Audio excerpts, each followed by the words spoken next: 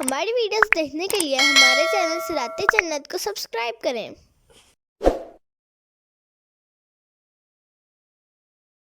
وَيَوْمَ الْقِيَامَةِ تَرَى الَّذِينَ كَذَبُوا عَلَى اللَّهِ وُجُوهُهُمْ مُسْوَدَّةٌ۔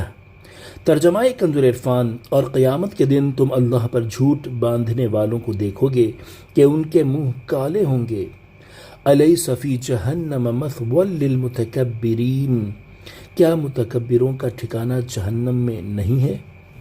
تفسیر صراط الجنان۔ یعنی قیامت کے دن تم ان لوگوں کو دیکھو گے جنہوں نے اللہ تعالیٰ پر جھوٹ باندھا اور اللہ تعالیٰ کی شان میں ایسی بات کہی جو اس کے لائق نہیں، اس کے لیے شریک تجویز کیے، اولاد بتائی اور اس کی صفات کا انکار کیا۔ اس کا نتیجہ یہ ہوگا کہ قیامت کے دن ان کے منہ کالے ہوں گے۔ کیا ان متکبروں کے لیے جہنم میں ٹھکانہ نہیں جو تکبر کی وجہ سے ایمان نہ لائے؟ یقیناً وہی ان کا ٹھکانہ ہے۔ وَيُنَجِّي اللَّهُ الَّذِينَ اتَّقَوْا بِمَفَازَتِهِمْ لَا يَمَسُّهُمُ السُّوءُ وَلَا هُمْ يَحْزَنُونَ۔ ترجمہ کنز عرفان۔ اور اللہ پرہیزگاروں کو ان کی نجات کی جگہ کے ذریعے بچائے گا، نہ انہیں عذاب چھوئے گا اور نہ وہ غمگین ہوں گے۔ تفسیر صراط الجنان۔ اس سے پہلی آیت میں جھٹلانے والوں کا اخروی حال بیان ہوا اور اس آیت میں پرہیزگار مسلمانوں کا اخروی حال بیان کیا جا رہا ہے۔ چنانچہ ارشاد فرمائے کہ قیامت کے دن اللہ تعالیٰ شرک اور گناہوں سے بچنے والوں کو نجات کی جگہ جنت میں بھیج کر تکبر کرنے والوں کے ٹھکانے جہنم سے بچا لے گا، اور ان کا حال یہ ہوگا کہ نہ ان کے جسموں کو عذاب چھوئے گا اور نہ ان کے دلوں کو غم پہنچے گا۔ اس آیت سے معلوم ہوا کہ دنیا میں پرہیزگاری اختیار کرنا یعنی کفر و شرک اور گناہوں سے بچنا قیامت کے دن جہنم کے عذاب سے نجات پانے کا بہت بڑا سبب ہے۔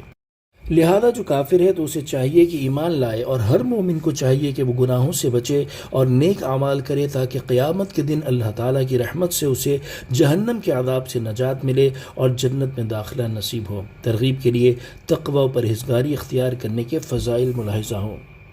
اللہ تعالیٰ کی بارگاہ میں عزت والا وہ ہے جو متقی ہے۔ اللہ تعالیٰ متقی لوگوں کے ساتھ ہے۔ اللہ تعالیٰ متقی لوگوں کو پسند فرماتا ہے۔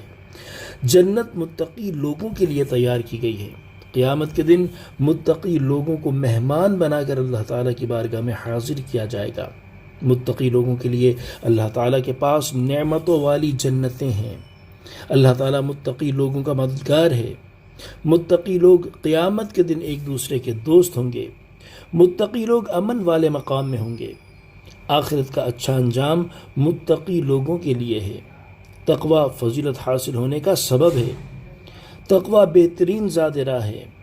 جسے تقوی عطا کیا گیا اسے دین و دنیا کی بہترین چیز دی گئی۔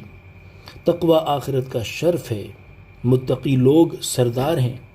اللہ تعالی ہمیں تقوی و پرہیزگاری اختیار کرنے کی توفیق عطا فرمائے اور اپنے کرم سے ہمیں جہنم کے عذاب سے بچائے۔